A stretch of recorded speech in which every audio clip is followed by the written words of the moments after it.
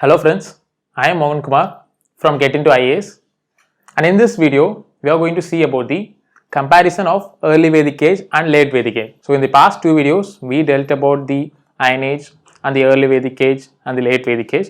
Now we are going to compare. So this will be useful for the last time preparations. So the aspirants, you could refer this video for the last time preparation and you could get a clear idea of what is early Vedic and late Vedic. Now moving to the comparison. Society first. I am going to deal about the society. So what type of society was in early Vedic and what type of society was in late Vedic. So family was the basic unit in early Vedic period. So I said there were equal rights given to everyone, and there were some divisions, administrative divisions. So there was father was the head of family, and the divisions was like from lower to higher, the village and then the tribal groups.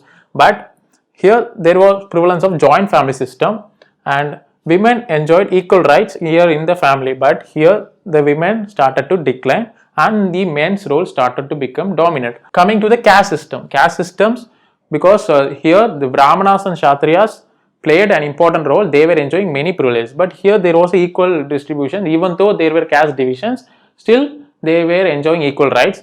So it was not rigid, the caste system was not rigid much, but here it was rigid, it was more tight and it was more creating hatred towards the lower castes. And now coming to the Gurukul system of education. So Gurukul is a place where in those days the people used to get education. They learn about Vedas, so all the Vedas they learn from the Gurukuls, but the Gurukul is located far from their main part of their city, so mostly inside the forest. So students go there and learn what all the Vedas is, and they give dakshina to their gurus. The place of guru is called Gurukul, the house of guru is called Gurukul, and they give dakshina at the end of the education and come back to their territories, and that's what Gurukul system.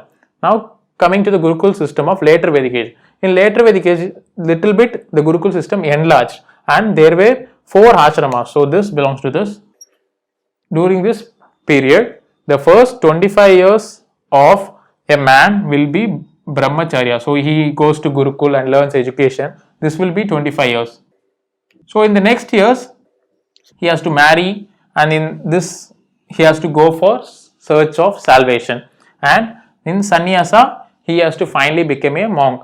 So this is the period, this is the strict system they followed during later Vedic period. And coming to the economy, domestication of animals. So this was common. As initially the Aryans arrived in India, and that period is early Vedic period, and they had horses, so they were looking for more cows. So cattle was considered as an important wealth during this period. So domestication of animals stood as a primary occupation of people, and it was playing an important role in the economy of the territory. Trade, pottery, carpentry, weaving. So there were existence of trade during early Vedic as well as late Vedic. Ship trade also, they traded with the Middle East people, and these kind of evidences. So there were pottery, green wave pottery, green painting pottery, which I explained in the Iron Age period, and carpentry and weaving. These all things comes under the major occupations of the people during early Vedic.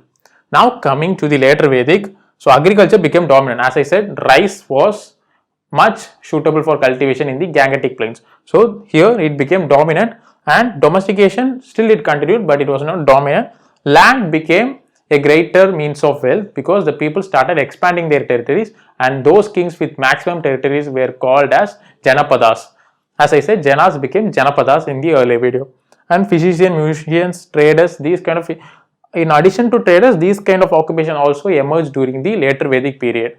This is the first two comparisons of early Vedic and late Vedic. Next, we are going to deal with the beliefs and the political administration systems.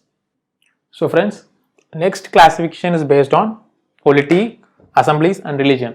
So polity or the administration is different for these two periods, early Vedic and later Vedic. So in early Vedic, the classification was starting from Grigabati to Grami to Jana to Rajan. So Rajan was the king, Jana was the head of the tribe, Gramini was the head of the village, and Grigabati was the head of the family. So this was the classification for early Vedic age. Here they were enjoying equal rights. So the king used to ask advices from all these things. They were ministers in his king's administration. So he used to ask advices from their heads. But in late Vedic age, kingship became more powerful. So he didn't seek any advice. He was seeking advice but little less. But the entire justice lies with the king. And now coming to the assemblies. What were the assemblies during the period? Sabha, Samiti and Vidata. So as I said during the previous videos, these were important assemblies, and here women were also allowed to participate in assemblies in Sabha and Samiti. But here Vidata disappeared, Sabha and Samiti declined. As the role of women declined in the later Vedic age, automatically the assemblies also started to decline. Only a few assemblies at the higher level or at the district level existed, like Vidata. Now coming to the religion. So they were worshipping gods and also believing in rituals, sacrifices, etc. during the early Vedic as well as late Vedic. But religion was little bit easy here, but it became more complex or rigid during the later Vedic period. So in this religion, Indra, Agni, Surya, Varuna, these gods were given priority. So Indra and Agni was the first and second priority respectively. Indra was god of rain, Agni was god of fire. So these two gods are considered important during early Vedic period. Surya, god of sun, Varuna, god of water. They believed in rituals as well as life after death, and Rig Veda is the Vedic literature which said about the early Vedic period, and it was composed during this period, Rig Veda. Now late Vedic age, Sama Veda, Yagur Veda, Atharva Veda. Sama means, as I said, the music and songs. Yagur for the rituals performed during yagnas, and Atharva deals with the magic and charms of the sages. And Brahmanas, Aranyakas and Upanishads are the philosophical or the commentaries. Upanishads deals with philosophical textbooks. Aranyakas deals with forest books. When the sons goes to forest, they read these kind of forest rituals for performing yagnas there, and Brahmanas are commentaries to these Vedas. So these kind of books existed in the later Vedic period, and even Rig Veda completed successfully during the later Vedic period. And the important gods worshipped during this period was Rudra, Brahma and Vishnu became dominant. Rudra the destroyer, Brahma the creator, Vishnu the protector. So these three gods became dominant during the later Vedic period. And Rudra is Shiva, as you know, Brahma is Prajapati and Vishnu is Vishnu. And coming to Krishna and Rama were considered as incarnation of Vishnu. These were new gods, Krishna and Rama, who emerged during the later Vedic period, and their epics also included in later Vedic period. So the writing of two epics, Ramayana and Maghabharata deals with Krishna's achievements as well as Pandavas and Kauravas. Rama, the history of Rama is dealt in Ramayana. These two epics came in later Vedic period, written by Vyasa sage, Maghabharata, Valmiki, Ramayana. Coming to the doctrines, they believed in certain doctrines. Karma means action. What you do is what you get. They believed in that. So you have to do good to get good. Karma, Dharma means our duty. Moksha. So if you follow these things, you will attain moksha, which means salvation. So these are the principles or the complex theories followed by the later Vedic people.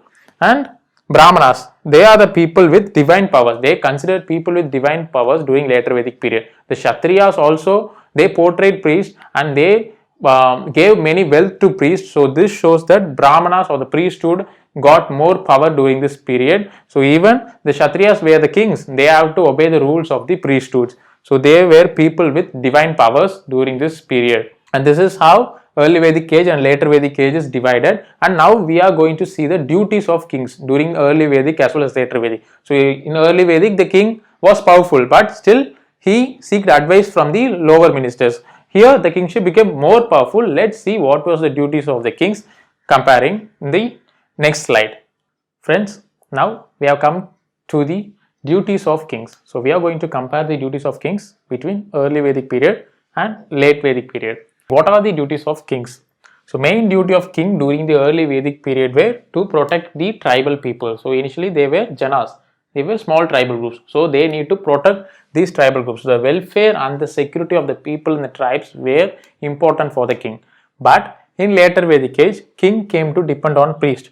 Welfare of people was not ensured at all times. So this means that priesthood also became dominant. Kings and priests were enjoying more privileges. As I said, in the later Vedic period, they became more dominant and people were not given much priority. Now coming to the second difference. Peace was maintained with the help of high officials. So the ministers, king got guidance from the ministers and he maintained peace along with all people. He maintained peace along the all administrative sections. But in later Vedic age, the kingdom became greater. So Janas became Janapadas. So the land was considered as an important wealth during this period, and the corporation of ministers was also considered, but not of greater importance during the later Vedic age period. Yagnas performed for the prosperity of people. This time during early Vedic age, they performed yagnas for the welfare and development of people. In late Vedic age, they performed for displaying powers. So the kings mainly depend on priests. So they themselves, for improving their wealth, for improving their valor and power, they performed yagnas during the later Vedic age period. So here the hereditary system was prevailing. So the kings were following an hereditary system. His father, his son, and it goes like this.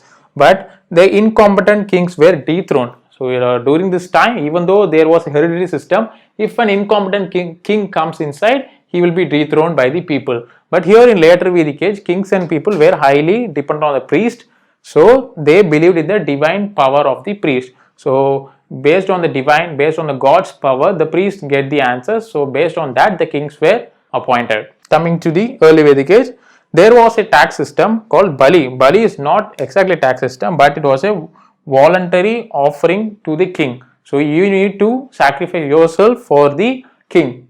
Certain type occurred during the early Vedic period, and here there were strict tax systems. Many collected taxes for land. They collected from the lower class like Sudras and Vaishyas. Even the craftsmen and artsmen, the traders have to pay taxes to the king. So this was the main reason for the decline of Vedic period. Taxes. So the Pandits or the traders, the Vaishyas have to pay taxes. So eventually when they paid more taxes, when they were treated like lower caste, even though they traded with Middle East and their wealth increased, still their status in the society was little down to the Kshatriyas and Brahmana. So this Vaishyas were the main reason for the decline of Vedic, because they, after this period, they started to spread some heterodox religion sects. So these Vedas were orthodox religion. So after the end of these orthodox religion, the Vaishyas, traders, they started spreading some heterodox sects like Buddhism and Jainism. So Buddhism and Jainism was the reason for decline of Vedas,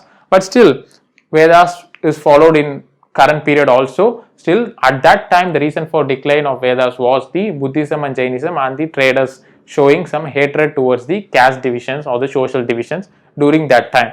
So this is the main difference between the duties of kings during early Vedic and late Vedic. So the kings looked for the welfare of the people in early Vedic, but here the welfare of the people was not considered. Kings and priests were enjoying many privileges, and peace was maintained with the help of high officials. Here also the peace was established, but the expansion of kingdom became more, and they consulted the advice of priests, and the ministers, they were considered less.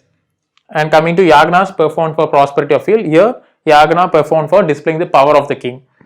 And incompetent kings were dethroned here. Here the kings and people believed in divine power. So the divine should answer to the priest. The priest will appoint the kings. Bali and voluntary offering to the king was providing there in the early Vedic period. Here many taxes levied, and that was the reason for decline of the Vedic period also. And then the heterodox sects like Buddhism and Jainism emerged, which we will see in the upcoming chapter. So this is the end of Vedic culture. So kindly subscribe to our channel. Thank you.